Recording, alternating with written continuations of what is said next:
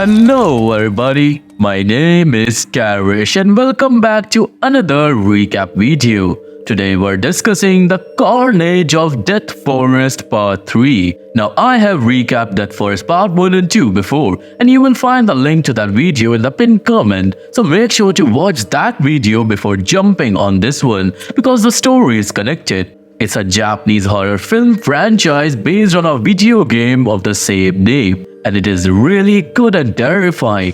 You will enjoy the story, so watch the video till end. On top of that, if you're new to my channel, please subscribe to it and like this video. It is free for you and it helps me out tremendously. Now without further ado, sit back and relax as I recap Death Forest Part 3. So the story begins with Shirakawa, a girl who's searching for Kizuki. Just to remind you, Kizuki and Shirakawa are the same girls who survived at the end of second part. But now, Kizuki has disappeared and Shirakawa can't find her anywhere. Even Kizuki's family doesn't seem too concerned about her. After searching for a while, Shirakawa heads back home. But on her way, she starts feeling something evil around her. Without wasting any time, she quickly lights a torch, just in case a demon is nearby so she can protect herself. Not long after, Shirakawa starts having visions of the terrifying demon and a headache kicks in. And then, that mysterious woman appears in front of her, the same one who roams around with the demons. Seeing her, Shirakawa is absolutely shaken. And then, Yoshie shows up and eats Shirakawa alive. Maybe, just maybe, this demon killed Kizuki too. That could explain why she went missing. Now the scene shifts to Uchida. After escaping the woods, he's still living in constant fear of that demon. Today, Uchida meets with a reporter named Naoto. Naoto is someone he called cause this reporter specializes in researching demonic phenomena. Uchida shows the reporter a report of all the missing people. And actually you see, the photos in this report are of the same people who died in part 1 and part 2. Now Naoto doesn't believe Uchida's story just yet. He asks Uchida for photos of the demon cause he wants to publish this story in a magazine. This makes Uchida furious, knowing that doing so will only make more people head into the woods and they'll end up dead too. Uchida storms out in anger and then Naoto stumbles upon that mysterious photo, the same one Uchida found at the end of the second part. Actually, you see, the girl in the photo looks exactly like that demon. Now the scene shifts to a girl named Mayu who's running away in fear. Mayu desperately needs help and she makes it to a phone booth, but just when she reaches it, her stepfather catches her. He grabs her and drags her home, beating her along the way. We find out that both Mayu and her mother Kayo have been suffering from this man's abuse for a long time. His name is Keiji. Keiji would beat his wife and stepdaughter daily over the smallest things. And now Mayu had reached her breaking point because her mother refused to leave her abusive husband. In the end, Keiji locks Mayu in a room and then he goes to fight with his wife. Mayu is left crying in the room and she's done with everything, so in the end, Mayu ends up leaving. Mayu runs to her 4 friends, Hiroko, Yuki, Seiji, and Nazuki. These 4 friends were helping Mayu escape tonight. She was planning to go to Tokyo, where her uncle lives. All Mayu's friends were incredibly supportive, but little did they know, tonight would be a demonic nightmare for them. The scene switches back to Uchida, who's now with Naoto because Naoto had apologized. Naoto takes Uchida to his house, which is filled with an eerie darkness. After seating Uchida, Naoto starts talking about that strange girl from the photo because Naoto already knew her. We now learn that the girl in the photo is named Yoshie Furusewa. And if you remember, the demon's name is also Yoshie, which confirms that the demon is actually the vengeful spirit of this girl. Yoshie had disappeared 20 years ago and her husband was arrested by the police at that time because Yoshie had told him that her husband used to beat her badly. Yoshie has been missing ever since and the house she lived in was torn down. Some people say she went to live with her parents, but no one knows where her parents' house is. Just then, Uchida gets a call from Kayu, who turns out to be his sister, which means Uchida is actually Mayu's uncle. Uchida finds out that Mayu has run away from home and she's probably heading to Tokyo to find him. Uchida gets angry at his sister because she still hasn't left Keiji, and that's why Mayu ran away. Uchida immediately leaves to search for Mayu, while at the same time, Keiji overhears his wife talking on the phone and he realizes that Mayu is heading towards Tokyo. The scene shifts to Mayu and her friends who are running through the night trying to not miss their bus, but then Mayu bumps into the same mysterious woman. All the friends quickly apologizes to the woman, trying to be careful, but in the process, they end up missing their bus. Meanwhile, the woman just keeps staring at them with a creepy smile.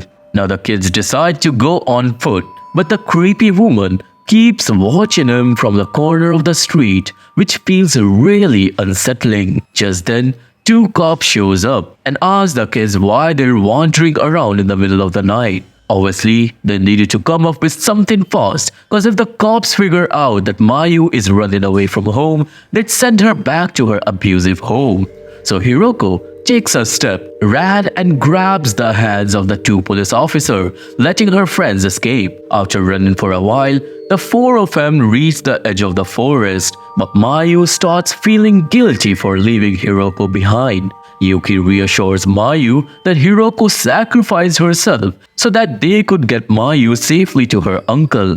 They continue on their journey through the forest and the scene shifts to Keiji, who is now out to find Mayu and is driving towards Tokyo. He stops to ask a woman for direction, but it turns out the woman is that same mysterious figure.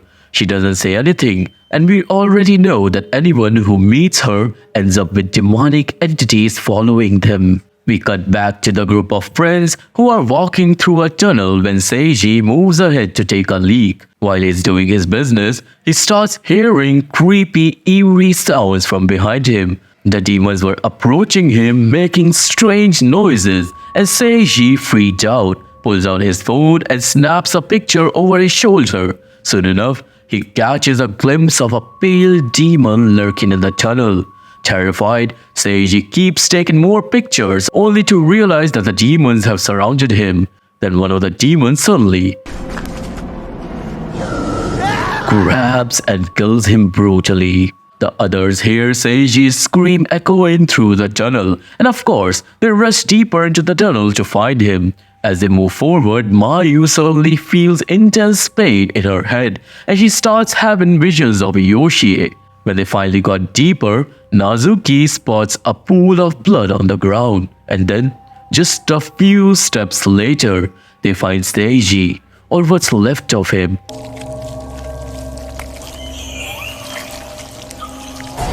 As a swarm of demonic entities are devouring him.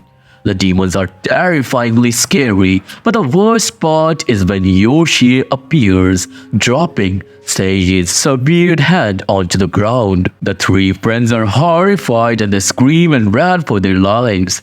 The scene shifts to Uchida, who receives a call from a police officer. The cop informs him about Hiroko being arrested and how she gave him Uchida's number. Uchida rushes to the station, gets Hiroko out of jail, and she explains that Mayu and the others are on their way to Uchida's house. That's why she gave his number to the police. Hiroko also tells him that Mayu didn't call him directly because she's unsure if Uchida will let her stay at his place or not. As they're talking, Uchida starts to piece things together. He finds out about that mysterious woman the kids encountered and how she might be the woman who carries demons with her. Suddenly, visions of Yoshie flood Uchida's mind and it hits him. Mayu and her friends are in serious danger. Back in the forest, Mayu, Yuki, and Nazuki were completely terrified. They couldn't believe these demons were actually chasing them. They sat down, crying, unable to process what was happening. Nazuki then quickly turned on the flash on his camera, hoping it might scare the demons off. He had read something in an article once about how demons might fear bright lights, and soon a white demon appeared nearby, but to their surprise, it froze in place, scared of Nazuki's camera flash. Without wasting a second, the three of them ran away, but they weren't out of the woods yet. And soon, Demon Yoshi started chasing after him. As they ran, Nazuki kept taking pictures of Yoshi, hoping it would keep the demon at a safe distance. However, just when they thought they were gonna make it, his phone battery died. All the demons started closing in on him, but just then, a car stopped right in front of them. Back to Uchida and Hiroko, who have just arrived near the tunnel.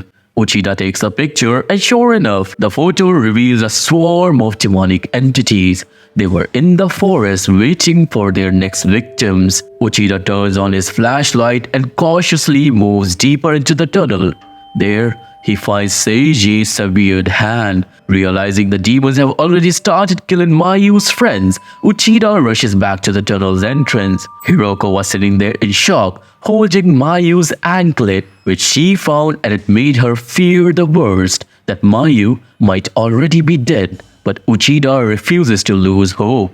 Back to Keiji, it is revealed that he kidnapped Mayu and Nazuki, and now he's taking them somewhere in his car. We find out that the car that had pulled up earlier was actually Keiji's, but at that same time, a demon dragged Yuki off into the woods, and maybe she's now dead. And Keiji ended up dying and tossing Nazuki and Mayu in his car. Now Keiji stops the car in between and begins beating Mayu, furious cause she dared to run away from home. As he hits her, he grabs her phone and clicks pictures of her bruised face. He keeps hitting her, ranting that if she wants to go to Tokyo so badly, he'll take her there himself. After this, he tosses her phone outside the car and continued torturing her. On the other side in the car, Hiroko kept calling Mayu, but Mayu wasn't picking up. And Uchida decided to head back to Tokyo to report it to the police. But then on the road, Hiroko noticed Mayu's phone ringing on the side of a road.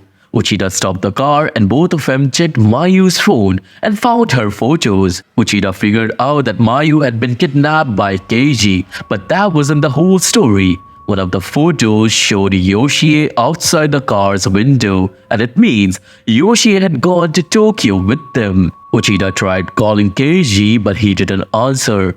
The scene then shifts to Naoto, who was doing some research on Yoshi, and he had started believing that Uchida might actually be right, and that maybe there really was something evil going on with people being killed. Then Akira, who works for a magazine and covers Naoto's stories, come to meet him. She wanted to get involved in the Yoshi case, but Naoto shut her down and sent her away, saying it's too dangerous. Meanwhile, Kayo got a call from Uchida. He told her that her husband had kidnapped their daughter, and of course, Kayo had to take some responsibility for it, but she had no idea where her husband could be hiding in Tokyo. Well, at least Hiroko was safe now, since Uchida had dropped her off at home. Let's just hope this is the case, cause we don't see her in the movie no more. Now that day, Mayu woke up inside an apartment in Tokyo, where her stepdad had brought her to torture her even more. Nazuki was still unconscious, and Keiji started making disturbing comments on Mayu, making it clear that he would do bad things to her. Fortunately, his alcohol ran out, so he left to get more from the market.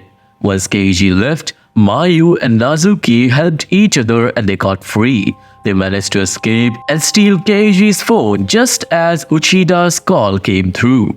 Mayu talked to Uchida, explaining everything that had happened. Luckily, Nazuki spotted an address written on something from the peephole of the door, which Mayu then told to Uchida, and he instantly go to save her.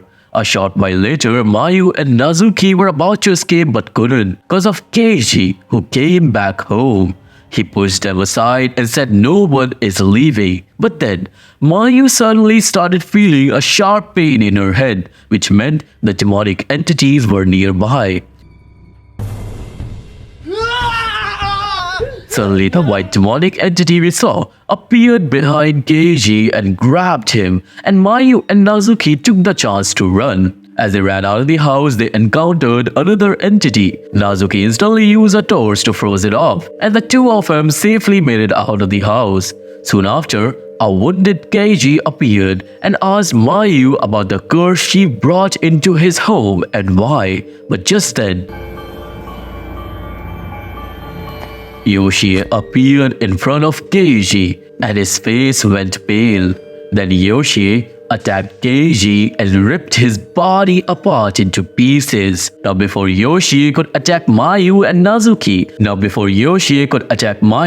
Nazuki held up the torch and scared him away. And then the two friends ran for their lives trying to escape the demon. As they ran, Mayu suddenly felt the sharp pain in her head again, and for a moment, it seemed like Yoshi was about to eat him alive, but he couldn't cause of that torch. Unfortunately, after that, the torch fell and they got surrounded. But just when it seemed like all hope was lost, Uchida shows up and the headlights of his car made Yoshi vanish. Uchida quickly took Mayu and Nazuki and got out of there. He also had a plan set up with Naoto that day, and it should be enough to take the demon down, but he was not sure. Now as Uchida, Nazuki and Mayu were running, Yoshi showed up again, but the three of them made it to a stadium. They ran into the middle of the stadium where Yoshi began attacking from all sides. However, now we see Naoto, who was near the stadium lights, and he was constantly talking with Uchida over the phone. Now when Uchida finally reached the center of the stadium, Naoto switched on the lights. As the lights flickered on, Uchida, Mayu and Nazuki heard Naoto scream and they thought he died. That's when suddenly Yoshi appeared and swallowed Nazuki swiftly. Mayu and Uchida couldn't even save Nazuki in time, but then something strange happened. The stadium lights began burning Yoshi and then he slowly disintegrated and vanished into ashes. Nazuki was severely injured, but he fell to the ground and at least the demon was gone. Maybe. Mayu goes and comforts Nazuki, but then Uchida spots the mysterious woman who seemed upset and angry. Uchida immediately tries to take a picture of her, but she disappears. Now Uchida starts to believe that maybe the demon isn't dead yet, so he was confused about whether it was truly gone or not. Uchida goes to check on Naoto, but he only finds blood, which made him believe that Naoto is also dead. Anyway, Mayu is now safe, and the next day, Uchida reunites her with her mother. It turns out that none of the victims of the demon left anything behind. Everything related to the victims disappeared, which is why the cops didn't believe Uchida's story. A few days later, Uchida goes to Naoto's house to collect photos and other items related to the demon. But there he meets Akira, and she has been waiting for him. Akira gives Uchida all of Yoshi's file and reveals that she knows everything about the demon. She tells him that she did some research and found out that Yoshi Furusewa's husband is Takeshi Furusewa, and he's still alive and lives in a retirement home. Obviously, if anyone knows what happened to Yoshi, it would be her husband. And in the end, Uchida and Akira decide to visit Takeshi, and this is where the movie ends. So this was the recap video on the movie Death Forest Part 3, and I will soon bring the next part, so stay tuned. I hope you have liked this video, and if you have, then please subscribe the channel and like this video. I really need your support to grow further. If you want to watch this movie, there's a link to my Telegram channel in the description box. If that link does not work, just go to Telegram and put my channel's name in the search bar. You can find this movie on my Telegram after my next upload for 7 days only, so if you're watching this video after 7 days, you may have missed this one. If you don't want to miss more, make sure to subscribe and like this video. I'm mostly active on Insta, so you can follow me there as well. And look into my other channel where we discuss about the mysteries of the world. All the links are in the description box. For now, I'll see you all in the next one. Till then, stay awake, cause they always see you.